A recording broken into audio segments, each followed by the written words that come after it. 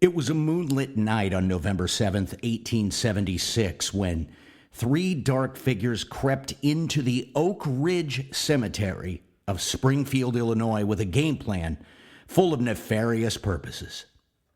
Jack Hughes, Terrence Mullen, and Louis Swegels broke into a stately and immense tomb located in the center of that cemetery. Prying open the marble sarcophagus, Louis Swegels held a lantern so the other two men were able to get to the core of their mission, which was a cedar casket that had lain undisturbed for 11 years without incident. The contents of Desire were heretofore known to the world, but only suddenly the focus of criminal desire. Swegels left to summon a wagon to help them move the casket and its contents. Now, this left Mullen and Lewis inside the tomb to guard the contents of the casket and what they considered the apex of their crime and what would hopefully become the ultimate in cultural collateral, the body of President Abraham Lincoln. Well, what led to this moment? And for what purpose and leverage would these men seek to acquire it? We will explore this, but first, we must examine the events of 11 years prior as a nation reels in the winds of war and assassination. Welcome to my very first podcast, and welcome to Woolly Swamp Radio.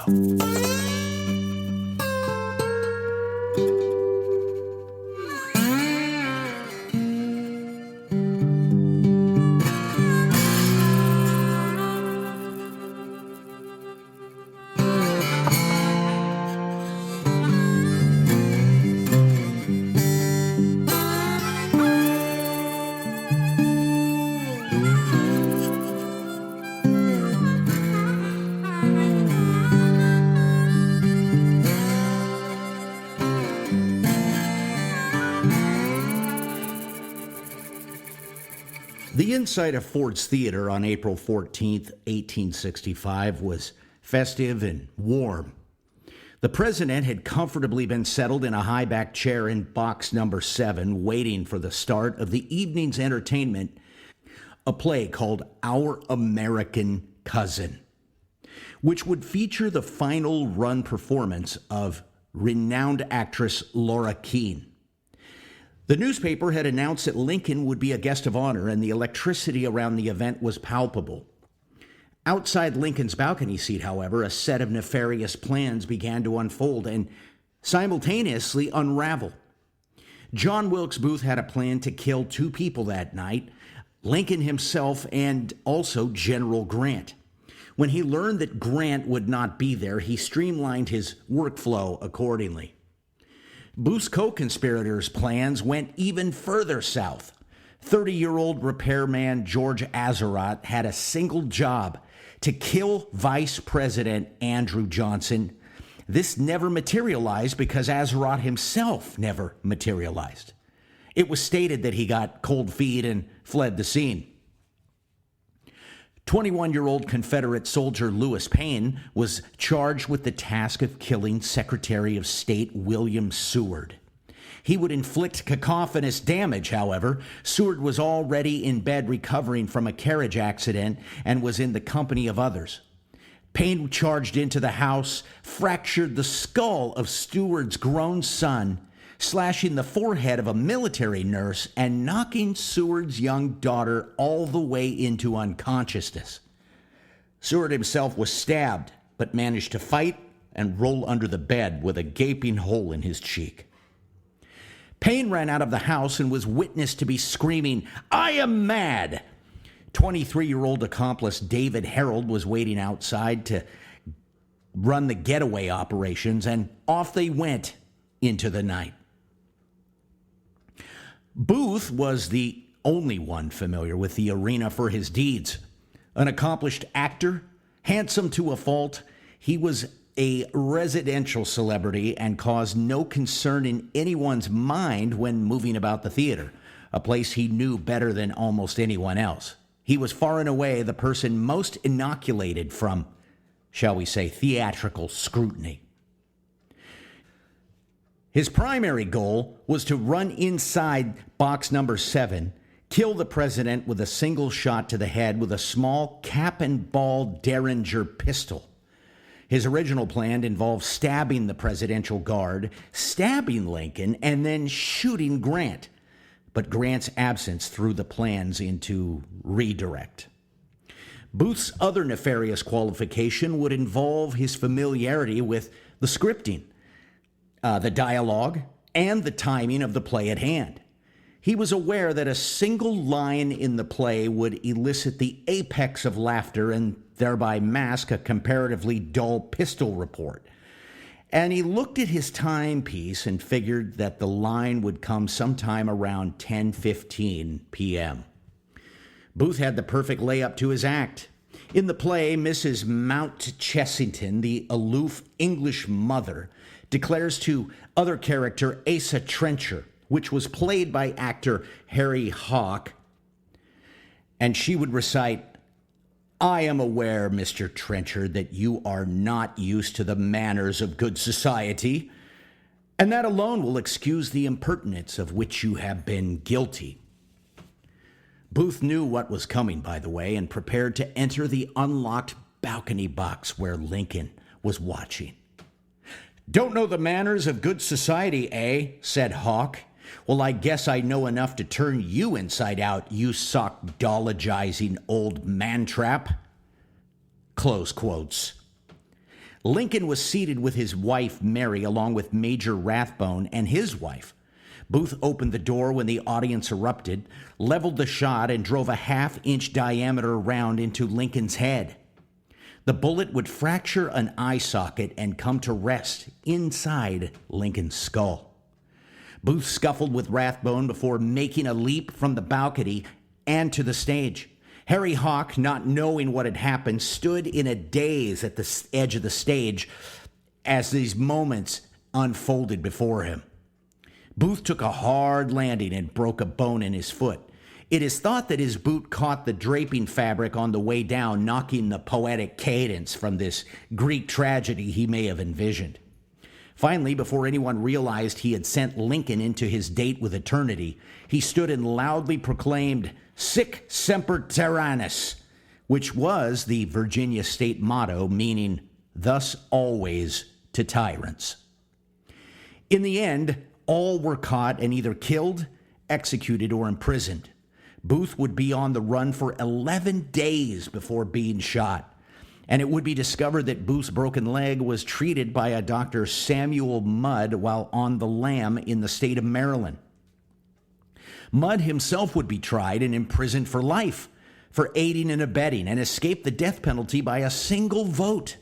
His infamous guilt by association is widely thought to be the genesis of the popular denunciation, "Your name is Mud." Harold turned himself in just as Booth hunkered down on a farm. Ultimately, Booth's demise came when he was forced to flee a barn as it was set on fire. Now, it's at this point that I'd like to make a little bit of an aside, because one of the reasons why I ever wanted to get into discussing subjects like this simply goes back to my childhood. It even goes back to the name of this podcast, which someday I'll elaborate on, but not right at the moment. And it comes back to a book that my father gave me when I was just a kid. Oddly enough, it was put out by Reader's Digest, and I'm not even sure of the year, although the publication year might be in it. I'm looking at it right now. It was called Strange Stories, Amazing Facts. Copyright 1976. So it came out during the bicentennial, and I was 9 years old at the time, and I think that my father got it literally in a mail order package, because Reader's Digest was one of the major subscriptions in my house, and I'm really thankful for that. This book is filled with all kinds of mysteriously presented ephemera, history, technological breakthroughs, some of which were cutting edge and would be cutting edge today if they ever saw the light of day. I could do a whole show and podcast on that little issue by itself.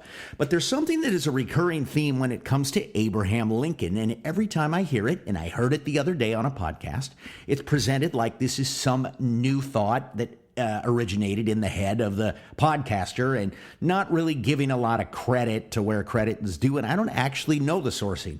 All I know is that in 1976, I read this for the first time. And I know this, that after 1976, I nearly had this bit memorized, and I carried it around like a historical fact. And in the pre-social media days, it made me look like I was this possessor of great wisdom, which, of course, if you know me at all, I have no wisdom whatsoever. But I want to read this, and it has to do with the parallels between the deaths and presidencies of Abraham Lincoln and John F. Kennedy. And this is word for word the way that I learned it. There have been other parallels that have been pointed out, but however. So here we are from the book, Strange Stories, Amazing Facts. The assassinations of President Abraham Lincoln and John Fitzgerald Kennedy are linked together by an amazing series of coincidences. Abraham Lincoln was first elected to Congress in 1846. John Kennedy followed exactly 100 years later. Lincoln was elected as the 16th President of the United States on November 6, 1860. Kennedy was elected to be the Republic's 35th President on November 8, 1960. After their deaths, they were both succeeded by Southerners named Johnson. Andrew Johnson was born in 1808, Lyndon Johnson in 1908. John Wilkes Booth, the man who killed Lincoln, was born in 1838, while Lee Harvey Oswald, Kennedy's killer, was born 101 years later. Both men were Southerners, and both were themselves shot before they could come to trial. Booth committed his crime in a theater and then ran to a barn. Oswald pulled the trigger on Kennedy from the window of a warehouse and ran to a theater. Both presidents had premonitions and dreams about their upcoming assassinations. On the day he was assassinated, Lincoln told a guard, William H. Crook, quote, "I believe there are men who want to take my life, and I have no doubt they will do it. If it is to be done, it is impossible to prevent it." Kennedy unsuspectingly told his wife, Jackie, and his personal advisor, Ken O'Donnell, "If somebody wants to shoot me from a window with a rifle, nobody can stop it, so why worry about it?" He happened to say this on November 22nd, 1963. Kennedy was shot a few hours after making the statement. Lincoln and Kennedy were both historic civil rights campaigners, and both were shot on a Friday in the back of the head. Their wives were with them in both cases. Lincoln was shot in Ford's theater. Kennedy was shot in an automobile made by the Ford Motor Company, a Lincoln. One final unhappy coincidence is that Kennedy had a secretary named Evelyn Lincoln who reportedly advised him against going to Dallas. Strange, huh? If you've never heard that before, you're scratching your head going, wow, that is absolutely eerie and fantastic. But I've heard it my whole life. I just heard it again the other day. I just wanted to put that out there. And one little side note, which is unrelated to this, November 22nd, 1963, also saw the death of an icon, Mr. C.S. Lewis. His death was completely overshadowed by the news of the day. Back to the story at hand. Harold, Azeroth, and Payne were all tried and convicted and sentenced to hang, but along with one more conspirator, it would be the first woman to be executed under the auspices of the United States, Mrs. Mary Surratt. The black and white photos from July 7th of 1865 show a grainy figure leaning against the left trapdoor gallows station. William Coxall was assigned the task of releasing the trapdoors that would send the condemned standing above him to their fates. Testimonies state that it was an unbearably hot day, and Coxall was wrestling with heat exposure as well as absorbing the pleas of the female voice above him that was screaming, "Please don't let me fall." Fully aware that his aggressive kick to the supporting timber was going to record the first American execution of a woman in official capacity, and as he listened to what he would later call the interminable clergy remarks, he leaned over, he vomited on the ground, and then stood to finish his assignment. Oddly enough, the post-execution photo, if you can look it up, shows the hanging bodies, but it also, interestingly enough, shows this pool of vomit where Coxall was standing. I don't know about you, but when you see the photo, it somehow adds a poignancy to the testimony, kind of a recorded subtlety that, I don't know, it grants power to the moment.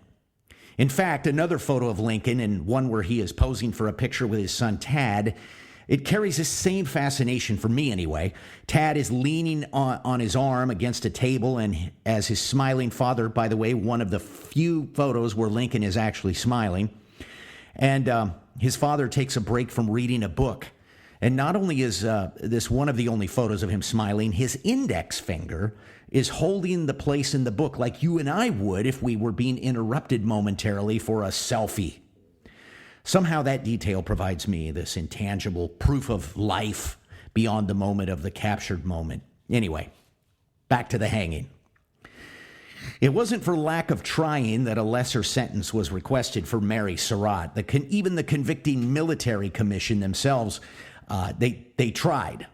They submitted a statement that said, the undersigned members of the military commission detailed to try Miss Mary Surratt and the others for the conspiracy and murder of Abraham Lincoln, late President of the United States, do respectively pray that President Johnson, in consideration of the sex and age of the said Mary E. Surratt, if he can call upon all the facts in the case and find it consistent with his sense of duty to the country, to commute the sentence of death to imprisonment in the penitentiary for life. This was to no avail. The owner of the boarding house, which was Mrs. Surratt, where the conspiracy would be hatched, was roped, no pun intended, into a fate to, quote, be hanged by the neck until dead.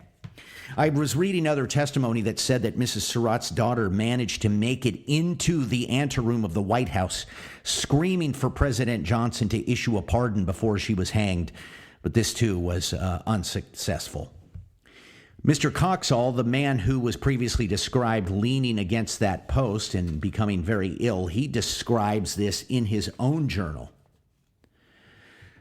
The prison door opened and the condemned came in. Mrs. Surratt was first, near fainting after looking at the gallows. She would have fallen had they not supported her. Harold was next. The young man, he was frightened to death. He trembled and shook and seemed on the verge of fainting. Azarat shuffled along in carpet slippers, a long white nightcap on his head. Under different circumstances, he would have been ridiculous. And with the exception of Powell, all were on the verge of collapse. They had to pass the open graves to reach the gallows steps and could gaze down upon the shallow holes, about 3 feet deep, and even touch the crude pine boxes that were to receive them. Powell was as stolid as if he were a spectator instead of a principal. Harold wore a black hat until he reached the gallows. Powell was bareheaded, but he reached out and took a straw hat off the top of an officer. He wore it until they put the black bag on him. The condemned were led to the chairs, and Captain Rath, Christian Rath, in charge of the execution, he seated them. Mrs. Surratt and Powell were on our drop, Harold and Azarat on the other. Umbrellas were raised above the woman and Hierophant, who read the warrants and findings. The clergy took over talking what seemed to be interminably. The strain was getting worse. I became nauseated, and what with the heat and the waiting and taking hold of the supporting post, I hung on and vomited. I felt a little better after that, but not too good. Powell stood forward at the very front of the drop. Mrs. Surratt was barely past the break, as were the other two. Roth came down the steps and gave me the signal. Mrs. Surratt shot down and I believe died instantly. Powell was a strong brute and he died hard. It was enough to see these two without looking at the others, but they told us both died quickly. That's end of his journal entry, by the way. They were unceremoniously buried in pine boxes next to the gallows, but they would not remain there as President Johnson would ultimately release the remains to the families. The original burial site is now covered by the perimeter of what is now a tennis court at Fort Leslie McNair in Washington, D.C., which is the site of the execution, which was the old Arsenal Penitentiary of 1865. There would, however, be another body that had made the rounds by this time. It was the body of Abraham Lincoln himself. On the night of the assassination, the Peterson House sat across the street from Ford's Theater and would become the ultimate resting place where Abraham Lincoln would draw his final breath.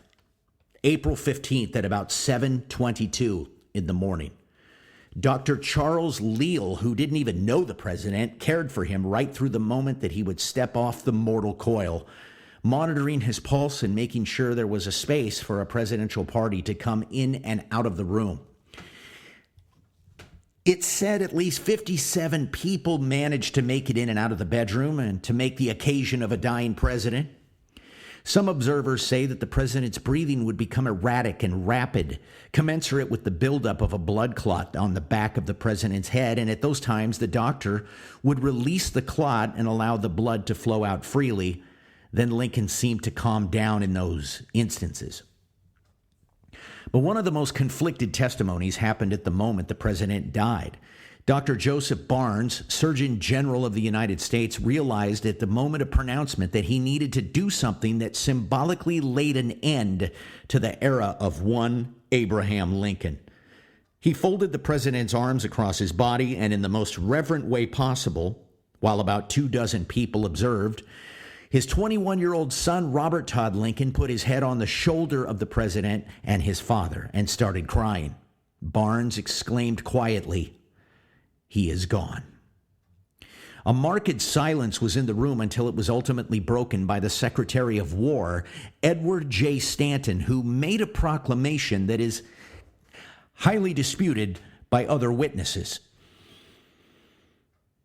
He was overheard to say, "Now he belongs to the ages." Another observer heard that differently and later proclaimed that he heard, "Now he belongs to the angels." Now, the only real way to parse what was actually said has to do with the people's understanding of Stanton as a person on spiritual, non-sentimental, basis, and how he was a man of war. His reverberating statement probably used the word ages instead of angels. But this is all pure conjecture. The president's wife, Mary Todd Lincoln, was inconsolable and made such a cacophonous noise that she had to be put into the front room just so the affairs of the president's passing could be managed. Prior to this, she was seen kneeling and flailing by the president's bed and crying out, quote, "Love, live but one moment to speak to me once, to speak to our children," unquote. It was after these futile comments and after no response from the president that she reverted to fits of hysterics that could only be managed with her in an adjoining room. Lincoln's own pastor, the Reverend Phineas T. Gurley from the Presbyterian Church, gave up a prayer after the president died. He then went into the next room to pray for the president's widow, and during this time, preparations were being made to move the president's body across the street, or rather down the street to the White House, where an exploratory autopsy was intended. Mrs. Lincoln had to be carried out of the house physically, and she came to her feet just as she approached the carriage that was waiting outside. The courier reported that Mrs. Lincoln took one look at Ford's Theater directly across the street from the Peterson house and exclaimed, "Oh, that dreadful, dreadful house." The president's body would not be removed for another 4 hours. Soldiers from the Veteran Reserve Corps would ultimately come into the bedroom and wrap the president in an American flag and place him into a pine coffin. He was carried down the staircase and the Peterson house and put into the back of an awaiting hearse.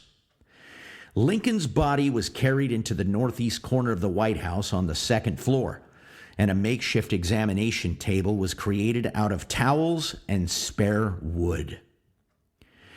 The exploratory autopsy would be performed by J. Janvier Woodward and Edward Curtis. Curtis would write what would become the first-person account of a post-assassination autopsy on a sitting president of the United States, and it goes as follows. Dr. Woodward and I proceeded to open the head and remove the brain down to the track of the ball. The latter had entered a little to the left of the median line at the back of the head, had passed almost directly through the center of the brain, and lodged.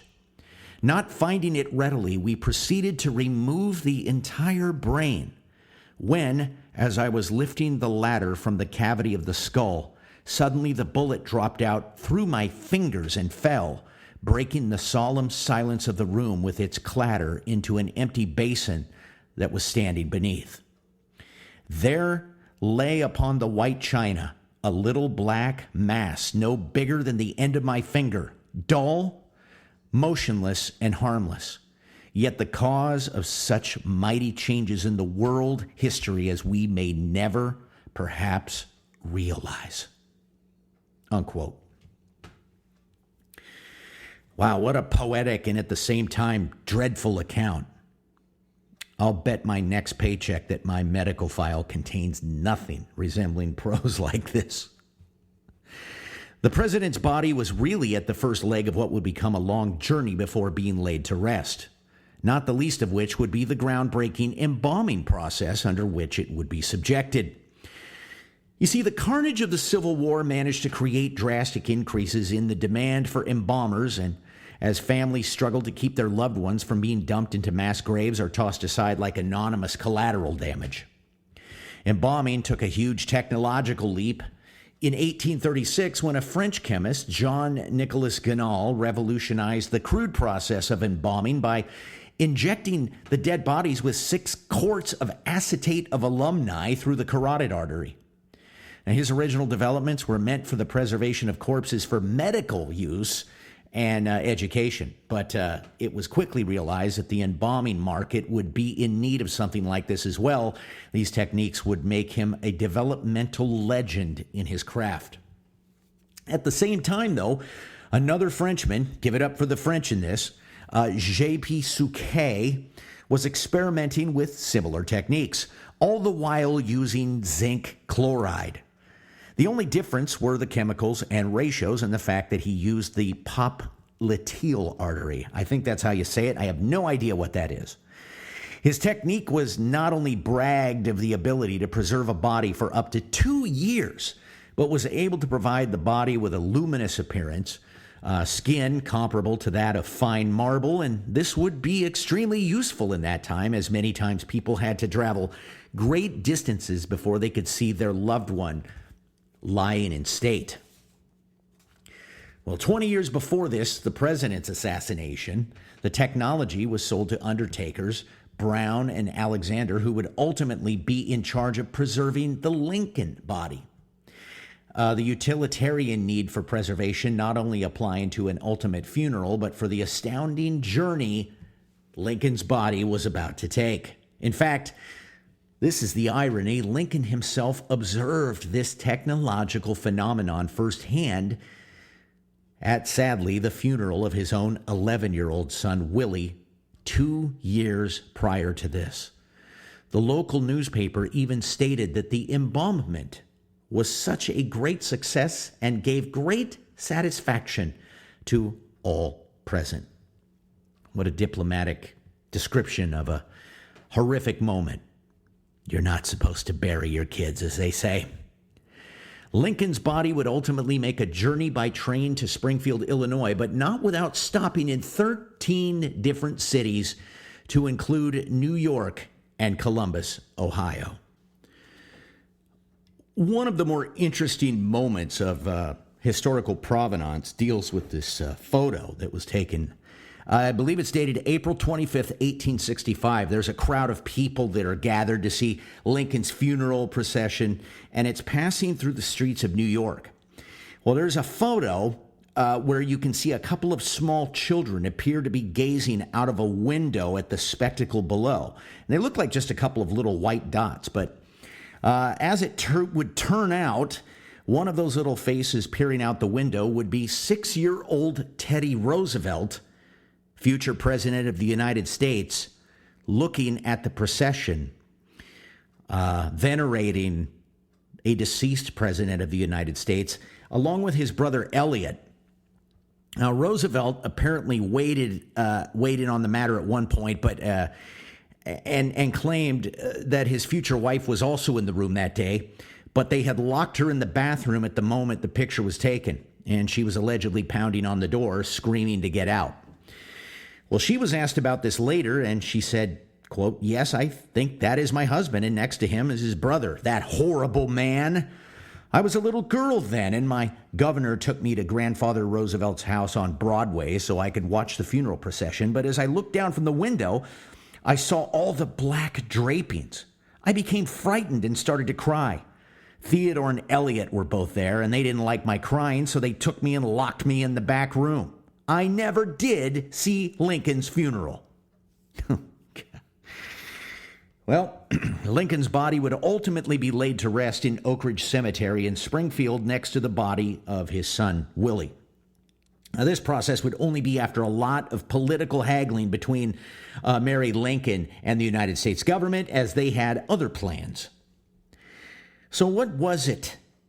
What was it that drove 3 men to creep into the Oak Ridge Cemetery in 1876 one night and try to procure the body of a president assassinated 11 years earlier? I mean, it's not that attempting to procure the body of a near-religious icon was a matter that was new. The book of Jude in the Bible proclaims a rather cryptic scenario in which Michael the archangel is arguing with Satan about, of all things, the body of Moses. Equally cryptic, in the end of the book of Deuteronomy, is where we find God actually burying Moses in the middle of the desert of Moab, making sure that apparently no one knew its location. Now, 1 million speculations as to why can be made if you believe the machinations in the Old Testament. Moses bringing out water from a rock was symbolic of living water proclaimed by the Messiah, later Jesus Christ. And when he struck the rock a second time, it violated the structural parameters and similes of a one-time sacrifice followed by verbal interaction with a stricken lamb. For this, Moses was kept out of the Promised Land, so anyone that would find Moses' body might attempt to make it into some form of modern worship or veneration, or even presume to, quote, bring it back to life, unquote. A creepy scenario, but people have done no less, and even by the most extreme means would have a severe amount of power in their hands over a large group of people. Now, no one is making this exact comparison to Lincoln, however, but in some ways he was a man who fell at the foot of a promised land that had not yet emerged from everything he had tried to do, good, bad, or otherwise, no matter what you want to say about what he truly believed or what. The fact is, his name was on the paperwork that made some of the biggest changes and attempted to start a national repentance from one of its biggest sins.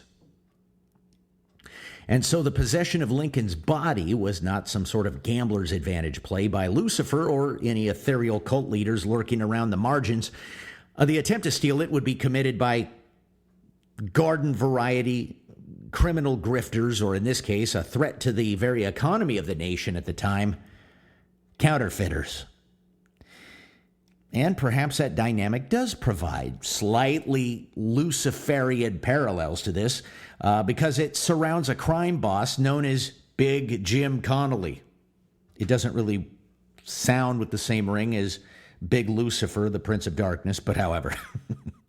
A livery stable operator who was also thought to be a born crook by those who knew Connelly, and he had served a 5-year term in the Illinois State Penitentiary. He'd been convicted of passing a bogus $50 note in Peoria. Once he had served his sentence, he realized that becoming a general contractor and keeping his own hands free of guile was the better plan. This is where he met Benjamin Boyd, a plate engraver of the highest order, a man who had literally what was known as the skill of the Nephilim in his ability to do metal work and to replicate U.S. currency down to its finest detail. There was only one problem. Kennelly's man was also arrested, and he was serving 10 years in the Illinois State Penitentiary at the time. Well, this kind of broke up the entire wholesale chain up and down the line. And such is where this Ocean's 11 level plan, absurd on its face, was hatched in germ form. But it wasn't that it didn't have a predecessor months before. It had already been attempted to launch this once earlier in the same year. The plot was simple. The gang would steal Lincoln's body from the tomb and hide it in a brick cave south of south of Lincoln, Illinois, and hold it for ransom money as well as the release of his cheap counterfeiter from prison. This was all well and good. He dispatched Ben Sheridan and 4 other people to Springfield, and on his own dime, they started a local saloon as a frontage business, kind of like a fence, as they call it, slightly modern terminological wording here. Sheridan would become the bartender and would call himself this out loud to make sure that the patrons understood that he was nothing but a benevolent businessman. The other 4 people spent much of their time looking like local patrons. The plan was to undertake the crime of July 3rd of 1876, when a glitch in the matrix happened, as they say. This is predictable every single time. Sheridan, he was considered by many to be a man of more intelligence than either of the other 4, or all of them combined, but there was a downside. He was also of exceedingly depraved morals. It's that last stanza that would do in the remainder of the plan, and as is the tragic case in almost all literature, whether it be Samson, whether it be Zeus, or King David, all of them succumbed to the same sexual temptation of a woman, and in this particular case, Springfield provided enough brothels for Sheridan to take his pick. One night in the middle of one of these, shall we say, financial transactions, he confided to one of the working prostitutes exactly what they were doing. The usual flaw of overblown braggadocio that does in many a criminal, prostitute or not. Word leaked out, and Sheridan woke up the next day with a horrible hangover and realized that running his mouth had done in the plan. Word got out about it and about him, and an already a man of moral depravity was disgraced even further and decided to give up a life of crime and just fade into the local social fabric. Well, plot number 2 would be hatched in the autumn of the same year. Now, Mullen, Hughes, and Kennelly hatched the plan that would actually see an actionable outcome. At least they hoped. A discussion took place in the back of Chicago branch office at 294 West Madison Street in a place known as the Hub. A really sleazy place. It was really just another saloon. It faded into the backdrop of the thousands of other saloons, and it had a club room for criminals. The bartender was 27-year-old Terrence Mullen, now another consistent criminal, Jack Hughes, currently out on bail, was added to the roster. The plan itself was simple and, quite frankly, resembled the previous one. These men would break into the Springfield tomb in Oak Ridge Cemetery, violate the parameters of Lincoln's mausoleum, pry open the marble sarcophagus, remove the cedar casket, and place it on a wagon. From there, a tag team relay of horses and various envoys would be used to cart Lincoln's body clear to the sand dunes bordering on the southern tip of Lake Michigan, just southeast of Chicago. The body would be buried, and a literal pirate's map would be created using the differential landmarks of fixed locations to help them find it, as the shifting sands would be a complete concealment to its location, to anyone not knowing where it was, and it would be buried underneath. Of course, the terms of the kidnapping are really what matters. Kennelly demanding the release of the counterfeiter from prison, as well as $200,000 and a few pardons to boot. Something about the nature of man seems to allow him to become slightly intoxicated with the idea of criminological notoriety. The plot was to leave a remnant of newspaper torn from the page of the Catholic Union and Times and have the adjoining piece to be located inside of Kennelly's own bar to later prove that he was the genuine kidnapper, i.e., the mastermind. What is it about the egos of masterminds that gets them in trouble? Cohn was looking for money and prison release. Mullen, however, apparently wanted to be seen as criminologically brilliant and thought that the American people would see them as honorable thieves of the highest intelligence. This would not become the case. They did, however, manage to get their plan off the ground, unlike the previous incarnation. So here we are. Primaries, Hughes and Mullen standing at the cedar coffin. The temptation to open it must have been overwhelming. I mean, I don't know about you, but if I had the wherewithal to break into a president's gravesite, I sure as anything have what it takes to, quote, as the Irish say, have a wee peek at the contents. If I'm risking prison for a desecratory act like breaking into a president's tomb, I sure as anything am going to try to get my eyeballs on the contents of something to have bragging rights while I'm actually in prison. Mullen and Hughes might have felt that way too, but they didn't trust the process or each other or anyone. They decided to head for the dark tree line until Sweggles came back with the hauling wagon. This would be proved to be what they call a prescient move. Hughes and Mullen saw a number of silhouettes entering the tomb, and that's when they realized the weight of the aphorism, loose lips sink ships. The president's body would never breach the perimeter of that mausoleum. It most likely occurred to Mullen and Hughes that Sweggle was a mole, and in fact, it turns out he worked for the Secret Service. Sweggle's organization notified the president's only surviving son, Robert Lincoln, about the plot. He understood that the Secret Service was more of a protective organ and not so much investigative, and decided to bring in the agency that deserves an entire dedicated podcast on its own, Alan Pinkerton's Detective Agency, known in short form as the Pinkertons. In a moment fitting for even our contemporary Secret Service and their apparent inability to see assailants perched on sloped roofs, one of their weapons went off and sent them and the Pinkertons into a exchange of gunfire, shall we say. No actual grave robbers were hurt in the exchange. Now, while the Keystone Cops were rat-tat-tatting, Mullen and Hughes headed back to Chicago and made their getaway. But they were arrested in short order as they were identifiably known individuals. Hughes would provide an in-custody interview later, which came close to claiming entrapment by Sweggles, the Secret Service agent, and that he and Mullen were actually victims of a setup.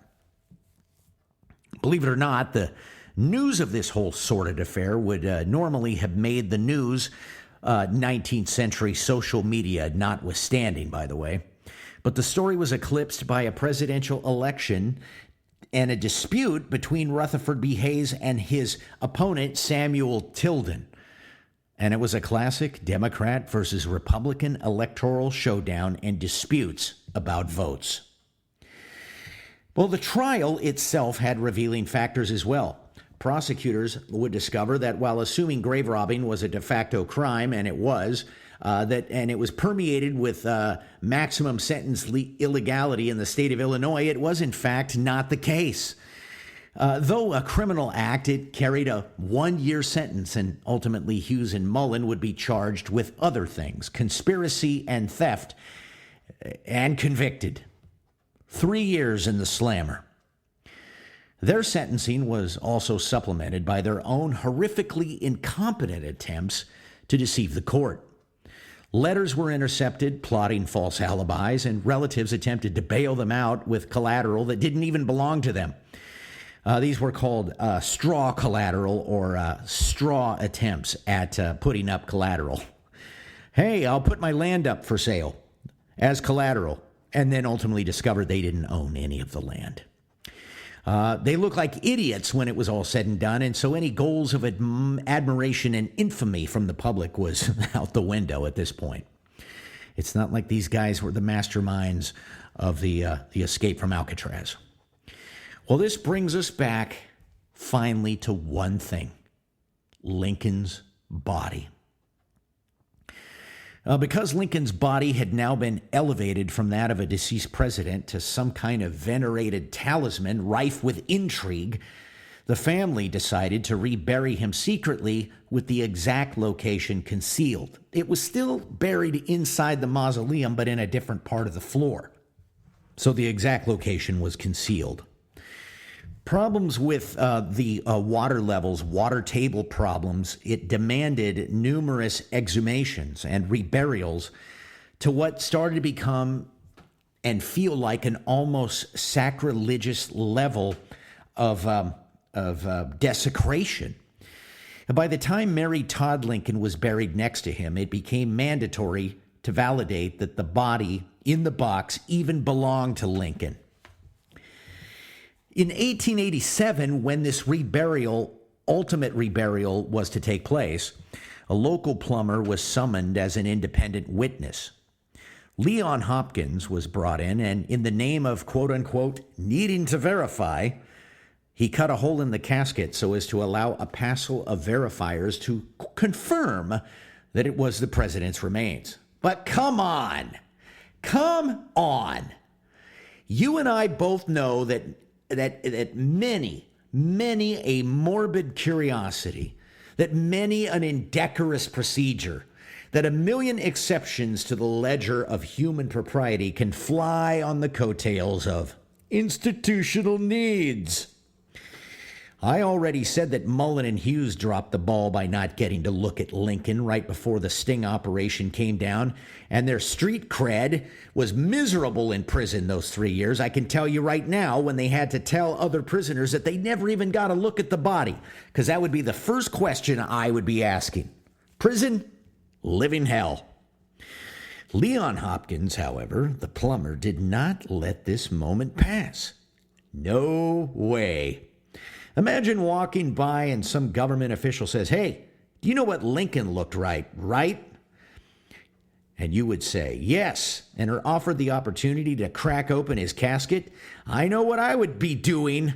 I would have my tool bag in that crypt so fast your head would spin. By George, there is no way I am walking out of here without getting a look at Lincoln's corpse. Of course, I'm sure there were officially justifiable parameters for gawking at Lincoln.